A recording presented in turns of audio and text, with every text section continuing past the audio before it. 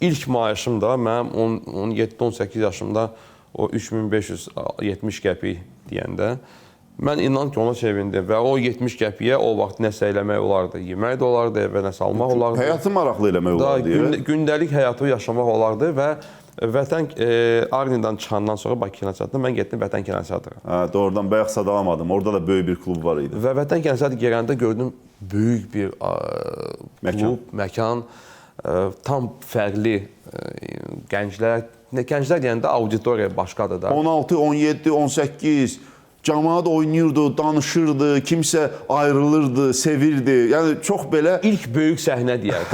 Mənim ilk böyük səhnəm belə Vətən Kinoteatrı oldu. Çünki mən oraya qalxanda özümü biraz başqa başqa hisslər yaşadım və orada artıq gündə 2 şirvan pul verirdi. Ay maşallah, 2 şirvan artıq indiki pulla. O mənim üçün bir stimul oldu. 2 manat, yox 4 manat. 4 manat. O mənim üçün stimul oldu. Mən başladım disklar almağa.